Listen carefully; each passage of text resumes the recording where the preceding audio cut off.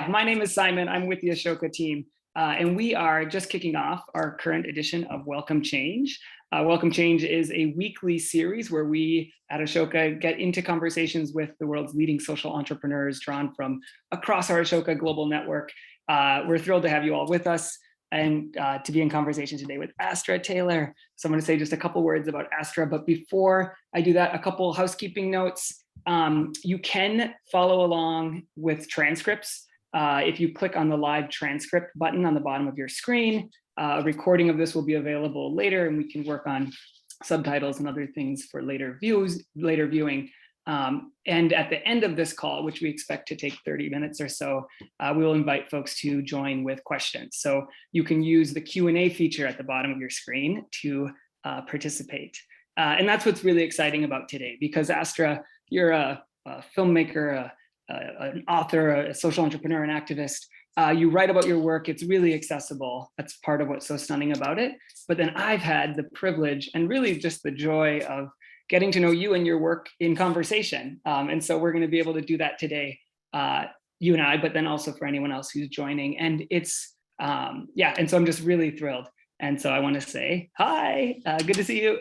Hey, thanks so much for that kind introduction. And I really appreciate that. I also really love the art of conversation. That's part of, really part of my work, both as a journalist and a filmmaker, but also as an organizer, right? It's the fun of getting to ask questions and to listen to the responses and to learn. So thanks for playing that role here today. Yeah, again, like I said, really happy to. And we're gonna have a big conversation. We have 30 minutes, like I said, and I know you and your work well enough to know we have a lot of ground to cover. We'll talk eventually about your work with the Debt Collective, the organization you're now a part of, but maybe we start first with Debt and Collective, right? So let's zoom out and just tell us, what do we need to know as we settle into this conversation about debt, right? Debt, I mean, it's funny. I don't think 10 years ago, if you had said, Astra, debt is going to become a major focus of your intellectual life, of your political life, of your creative process, I don't think I would have said, yeah, right on. Because there's actually something sort of unappealing about the word, right? I mean, it's a scary thing. It's an anxious thing. Certainly at that point in my life, I recently defaulted on my student loans. I was making documentary films about philosophy. I made a film called Zizek, and I made a film called Examined Life, which is a series of walks with philosophers. And so debt was something that was shadowing me and shadowing my family. And I knew it was something people were dealing with, but I didn't realize how much was there and how much it would become a dominant theme of my work. So yes, the word debt and the word collective. I mean, maybe I'll start with collective. We experience our financial situation so individually, so again, flashing back a decade, I am struggling to pay back my student loans. My parents' mortgage is underwater, it's post 2008 economic crisis. Sure. But actually, these are structural conditions. I now see that so many people in the United States of America are actually in debt by design. So there's actually, this is not just an individual phenomenon. It's structured to feel that way, but it's a social one. So one of the slogans of the Debt Collective is, you are not alone. And there's the double entendre there, right? You're not alone, you are not your debt, but you're not actually that rare. There are many people in this. And so the conceit at the center of the Debt Collective is that when debtors come together, you can turn your burdens into leverage, because our debt is somebody else's asset. And when we come together, we come out of that isolation and that shame, and we realize, hey, we're actually in the same boat. There's untapped power there and possibility. And that goes for so many social problems, right? Is breaking that silo of the individual and seeing it in a bigger frame. Debt. No, I'm just like, to underscore this point, we started speaking at the beginning of the pandemic. And at that moment, people were describing COVID-19, or whatever the words were we were using at the time, as this great multi-class, multi-racial, across the world thing that we're going to experience similarly. And I think even then, you said debt, you've just said it here again, that debt is that. It cuts across all of our categories, right? And then we can organize around it in a way that becomes so beautiful, and in a way that 2 years into this COVID pandemic, those divides have shown up again, right? And we're back in our camps, and we're not we're not experiencing this thing as a collective anymore. Right. And I think that just, just note that it takes so much work to people see. It takes work to help people see that their condition is a collective condition. It cuts against the grain of so much of the of many of the myths we're living under, and the way maybe the stories we even like to tell ourselves that we are actually in charge of our fates.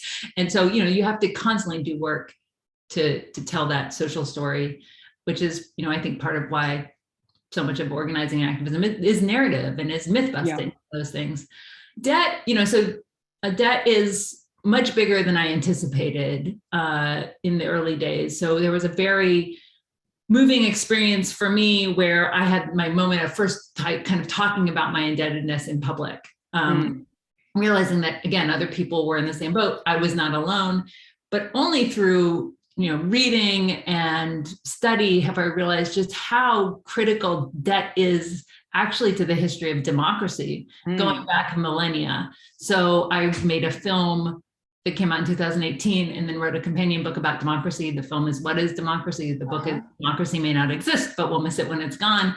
And, looking back at the first steps towards democratic Athens, so ancient Athens, it was actually a debtors' revolt that caused some of those first democratic reforms. The same is true for ancient Rome, where the very first sort of general strike was a strike of debtors. And so debt is, it's pre-capitalist. It's a really ancient form of economic relation and coercion.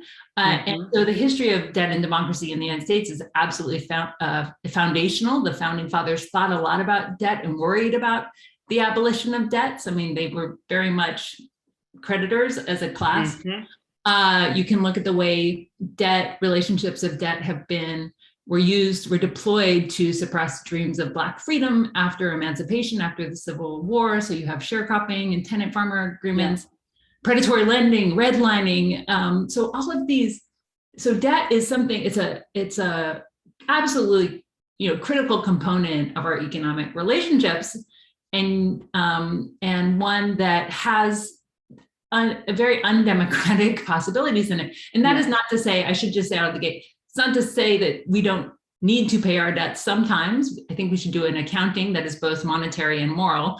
And we often do need credit. Credit expands the possibilities of the present. Sometimes we need more today so we can build the things, do the things that will enrich us. Again, hopefully not just monetarily in the future. So credit, I think the flip side to the work of the debt collective on debt is thinking about, what would socially productive credit be as opposed to predatory lending? Yeah, I've loved, you've talked about the language that we use here and how beautiful it is. So just to be clear, debt, it's a structure, it's a feature of our economy right now, and it predates our current economy, as you've just laid out. So it's all of those things, and just maybe so we don't, because there's nuance here in saying debt is something we want to abolish, to absolve, to strike. And yet, as you're saying, if we could just, the language of bonds and trusts, right? Is beautiful. Yeah. And it's really, so I think there is a kind of reclamation. I love language. That I think is part of the pleasure of writing. I love etymology. I love the way words contain these multiple meanings and sometimes contradictory meanings. David Graeber, the anthropologist who is a good friend of mine, the late David Graeber, who wrote a book called Debt, the First 5,000 Years, often pointed out that debt means guilt in German, that there's a strong morality built into the language of debt. And then as you just pointed out, I'm always fascinated by the way these words that we associate, we just use, they're words of banking and finance, bonds, mutual trust, right? There are economic bonds and there are, municipal bonds and there are social bonds. And it is true, we are related to each other through these financial mechanisms. And so I think the horizon is trying to reimagine these relationships so that they are enriching and not extractive. So they don't, further exacerbate all these social inequities that we know our financial system deepens and intensifies. Another double meaning, the word credit originally means trust, so it's how do we, Yeah, reimagine credit and rebuild social trust. Yeah. So I'm here. I feel like we're at a jumping off point. We could go. I mean, I know we could go. We could talk about like debt and the way it's experienced at the sort of federal nation building like level, because there's some learnings there. I know that you've drawn from, and or maybe later we talk about how like we're still. So I don't know. I feel like we're 10 minutes into a conversation. People have maybe let go of some of their stigma of debt, but we still probably hold a lot of that stigma towards debtors. And so just to really understand the situations that people in the US where we're working primarily, where they find themselves, and to try to humanize that a bit. Because again, I come with these same, you talked about your own stigma and fear of having this loan, like it's pretty deep in all of us, right? And so we can go deep in two directions, either to the people we're talking about, or does it help to talk a bit about, the ways in which the sovereign debt, movement has had some similar learnings and then actions that we might reference. Yeah, I mean, those registers are connected. The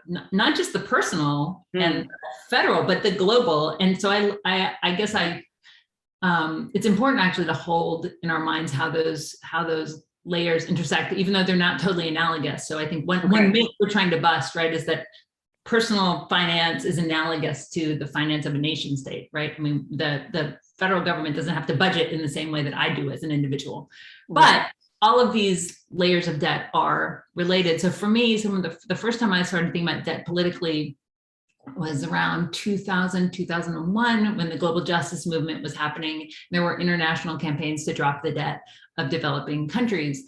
Where, in situations where the indebtedness of these nations, and often dictators taking out loans, were leading to these very dire consequences for the citizens, the lack of investment in social services and infrastructure, right? And so there have been some remarkable and successful, maybe not where the activists were aiming for, but campaigns to get debt relief, to write down debts. I think something like 130 billion was the number I recently heard from Jubilee Group in the UK. So, and then those calls for sovereign debt relief have been revived due to COVID, right, in this phase of pandemic. And so what you see there is a connection between the indebted status of these nations and the lack of social services, the lack of the things people need to have healthy, thriving lives. Also, you see, I talk about the question of sovereign debt and the example of Greece, which was in deep kind of stuck in the financial crisis, 2014-15, in both my democracy film and my book. But the point is that these financial arrangements do impact individuals because, so another slogan from the Debt Collective, because we like slogans, is people are not living beyond their means, they're denied the means to live. So medical debt is not something that exists in every country. Medical debt is a uniquely American phenomenon when we talk about the scale. And there was recently reporting that said, oh, wow, there's an extra there's actually $140 billion of medical debt in collections. Like nobody had added it up before. Wow. And that's quite an understatement, because a huge amount of what we call credit card debt is medical debt in this country, because people go to the emergency room, go to the doctor, and they pay for it with a credit card, even people who have insurance.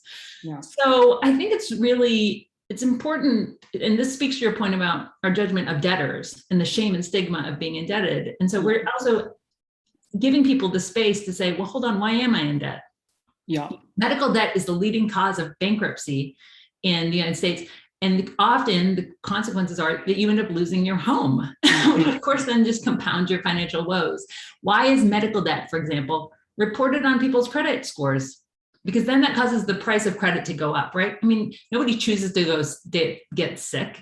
So I think these are the things we're asking about. And we're using similar arguments to say, well, why is this generation so indebted for education compared to 2 generations ago, right? Why has state funding at the state level rolled back? And why have we moved to a tuition financed, individually debt financed mode of providing education? Then you can zoom up and go, well, why are actually on an institutional level, why are our actual like K through 12 institutions and public universities indebted and paying?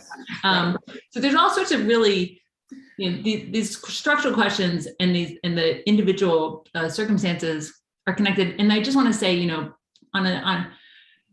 there's always the stereotype that people are putting vacations or flat screen TVs on their credit card. The problem, people, data shows people are charging necessities. And why? Well, look at the debate about minimum wage. How do you survive on $7.25 an hour? Of course, people have to borrow money. Who uses payday loans? Overwhelmingly women, overwhelmingly people of color. Why? Because they don't want to be homeless. So I just think we have to look at the conditions that are driving indebtedness and have a bit more sympathy for average debtors. And I certainly do, because I talk to them all day long, and the stories I hear are absolutely horrific. And the logic of compound interest and fees is, people can never get out of this, and it weighs on their spirits, in their bodies. It makes people sick in mind and body. And so, yes. And it's heavy. I feel like, I want to be careful to say something disparaging of filmmakers and things, but I watch a lot of documentaries that end here, and you're just like, oh my God, there's this problem. Like, we have problems. And yet I know, like, we're going to, in the next 15 minutes here, like, hear about billions in relief, the sense of solidarity, the sense of like energy. We talked about the weight of debt in someone's bodies. Like, we can talk about life coming back into people because of their experience as part of the debt collective. But I feel like to do that justice, we should also talk about not just, in other words, saying just the moral arguments and the sort of historic understanding of debt, but there are some mechanics that you've helped me understand in terms of, like, this $100 or $140 billion in medical debt. Will $140 billion, to clear that debt, will $140 billion, move from individuals who hold it to the banks, and then it'll be cleared when you get a letter in the mail saying some other bank is holding your debt? Did they buy it at face value? Like, let's talk a little bit about what you've learned as we dig into where are there levers beyond just, or in addition to, this like really thoughtful paradigm shift around, debt as something that's private and isolating and stigmatized to being, public and structural and shared. And then also some of the mechanics. Right? Am I teeing up? You're ready to go. So just jump in. Well, there's so much there. One is, why debt? Again, I started this by saying I didn't imagine that I'd become somebody associated with debt, even though I had it.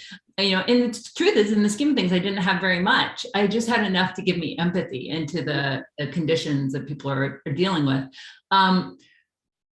So I had been reading a lot. Again, I was making films about philosophy, reading a lot about the history of organizing and also economics. So what economic transformations? And so a lot of people talk about the way our economy transformed in the 1970s. People talk about neoliberalism, people talk about financialization. We know that there's increased privatization of the public sphere, and that finance has become more central to the economy.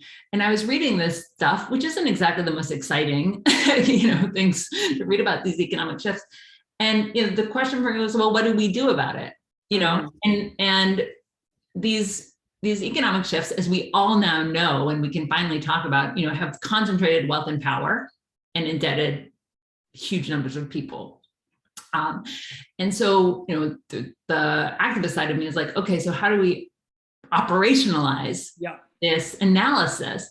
And what I would say is that a new way of organizing the economy has opened up new ways of organizing ourselves in response to it. Well, if debt and finance have become more central, then let us organize debtors akin to the way workers organize in the workplace, right? So thus you have this new avenue, debt is a vector of various kinds of inequality. Again, going back to the racialized dimensions of it, predatory lending, it's not just an end in itself. It exacerbates these other problems.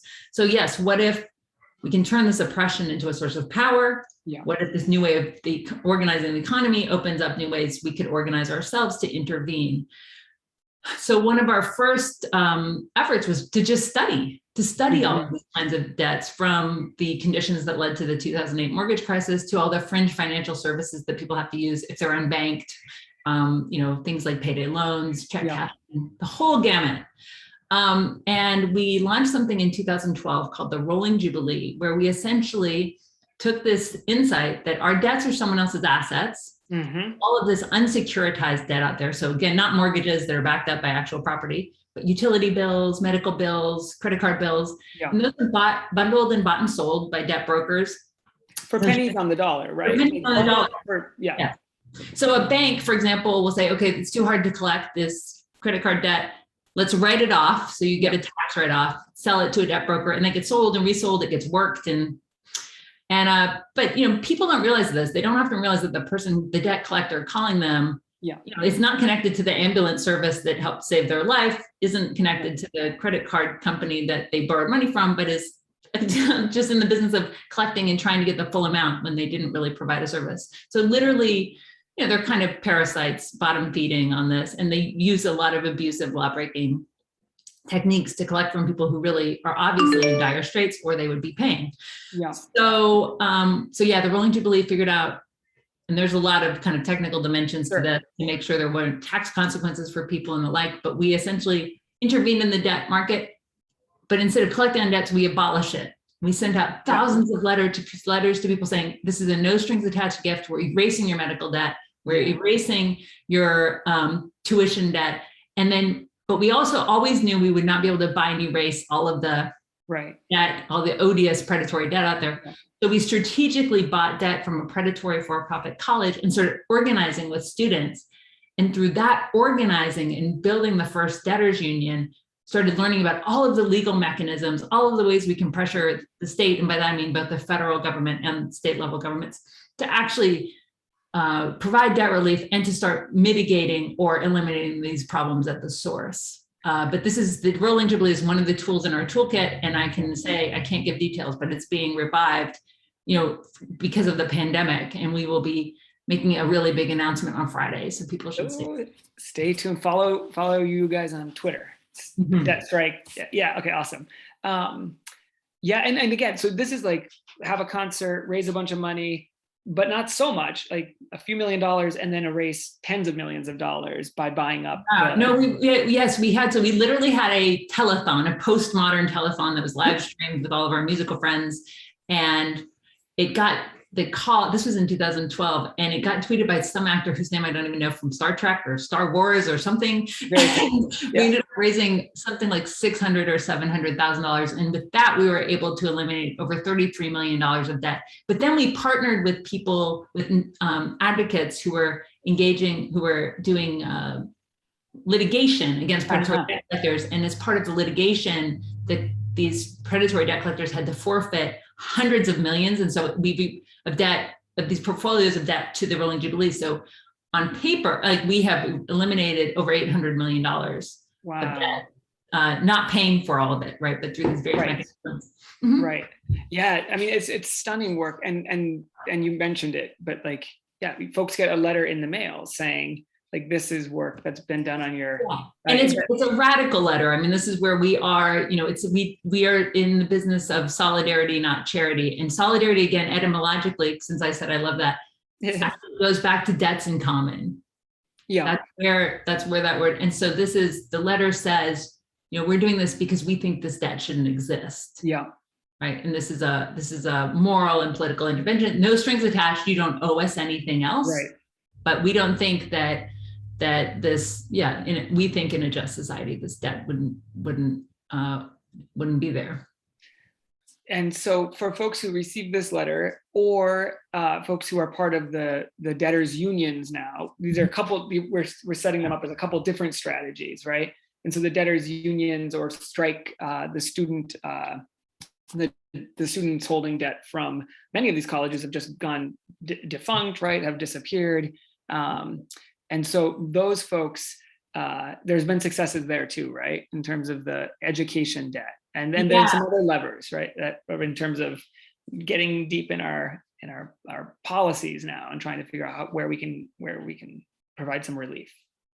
Yeah, I think this is, one thing I didn't know when we started this was just how, and it makes sense. I mean, debtors actually, it's in the realm of consumer protections. Yeah. But debtors have some rights, and there are all sorts of interesting things on the books that just, aren't being enforced, like all sorts of regulations that aren't being followed to the letter.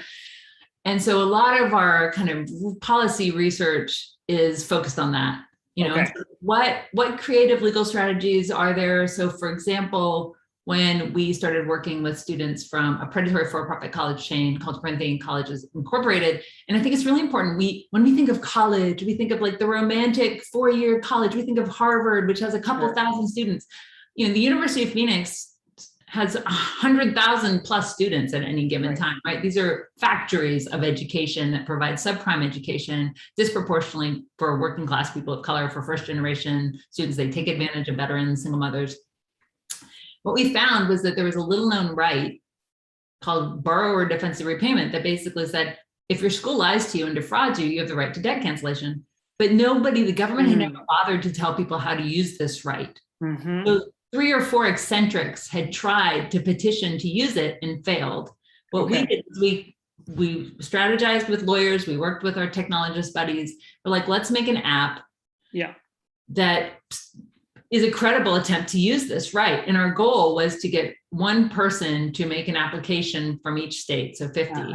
And we coupled this with a strike. So we do think we think first, debts that can't be paid won't be paid. And instead of suffering in shame and silence, come out of the shadows and declare yourself on strike. So we had a kind of militant debt strike coupled with this creative legal strategy that essentially caused a crisis in the Department of Education and forced a rulemaking session. And so based on borrower defensive repayment, the Biden administration has erased $10 billion with a B, $10 billion of predatory student loans in 2021 alone. Wow.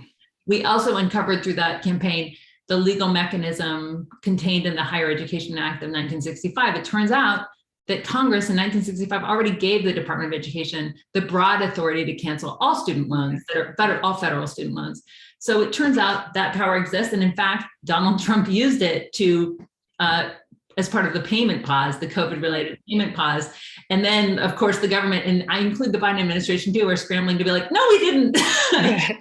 You did. And a lot of debt has been canceled that way. So the last thing I'll say is we are launching this is a focus in California, but another app like this, we've been building it over the last year, that it uses a similarly creative interpretation of consumer protection laws in California to challenge predatory bail bonds. So what happens in California is that if you get arrested, you have to post bail. The average bail bond in California is $50,000, which is 5 times the national average. It's incredibly high.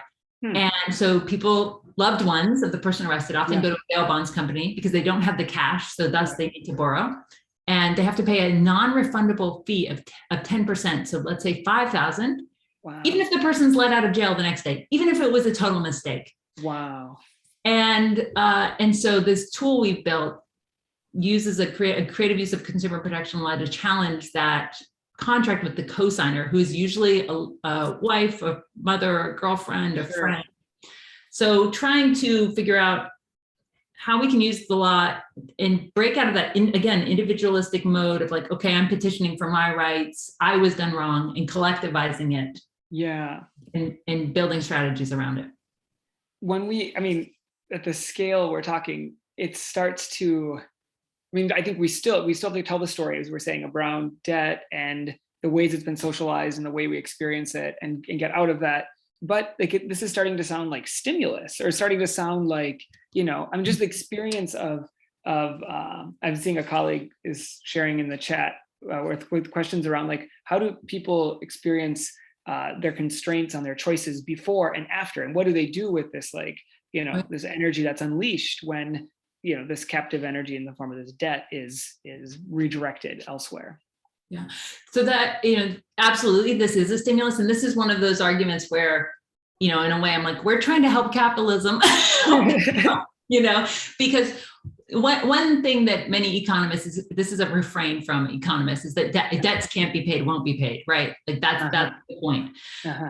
And there's lots of research, for example, that affirms that debt cancellation is a stimulus, because money that is now being spent going, for example, student debt, if you cancel all student debt, it would be a stimulus. They've said over 10 years of $1 trillion, it would create millions of jobs, because it makes sense, right? There's all this research that shows that people aren't buying homes, they're delaying family formation, they're not being as entrepreneurial because they're paying their student debt. And there was a really interesting paper, think it's called Second Chances, that was these students through some quirk actually got a bunch of debt cancellation. And then it showed that their earnings just went up because they became less risk averse. So they moved, they got a different job, they started paying down their other debts, they started, businesses. And so there is, the real question is, what are we doing with the limited resources people have? Why are we using them for this purpose and not like freeing them to get on with their lives? And this is where we are always pushing back on the idea that it's just about the individual debtors. So we've worked with multiple cities who, it's over a dozen now, have passed resolutions calling for full student debt cancellation, precisely on the ground that it would be good for the economy, right? Sure. In other words, it's good for everyone. And that's another silo we have to break. It's like, well, why should you get debt relief? Well, actually, because maybe if your neighbor could start a business, that might actually be good for you. And maybe if your neighbor isn't foreclosed upon, that actually might be good for you. So I think we need to also just think beyond, ourselves, in this dimension as well. It's probably not going to get to the level of the slogan, but one way that I understood your work early on is the challenge of privately debt financing public goods, right? And then as you're saying here, there are going to be ideological debates, discussions around what is a public good and what is our, contract with our social contract in this country. We do high school, but you're on your own for college. So we get into some of that in this work, and yet I think it does feel like we're at a tipping point moment with the way we consider healthcare, the way we're thinking of higher education, and I would think that you're very much a part of that. You in the Debt Collective have helped not only find some of these levers and give help 10 billion we're talking in student loan, prove that this is possible, right? And that we don't go out and buy big screen TVs, right? Immediately after that debt gets released, right? And so what I see it as, like, we're at this tipping point. Do you see it that way? Otherwise, how would you describe the moment that we're at? Yeah, I'm also kind of a perpetual optimist, but no, it's really interesting because I've been doing this work for a long time because, this is unique. People weren't saying these things before. So, watching our messaging move from the political margins to the political center. So we pushed on the issue of student debt cancellation initially back in 2011, 2012. And, there are pieces published in reputable outlets that are mocking the demand and saying, this is ridiculous. The government will never cancel student loans. 10 years later, not only have we proven it's possible through these various legal mechanisms, but you have a candidate like Joe Biden, who actually was very involved in stripping away protections for debtors, specifically student debtors, throughout his career, running with quite a generous promise, right? Because it's not, people talk a lot about how he promised $10,000 for every student debtor of cancellation, but he actually ran also promising to cancel all undergraduate student debt for people who went to public colleges and historically Black colleges and universities. Oh, wow. That gets kind of forgotten.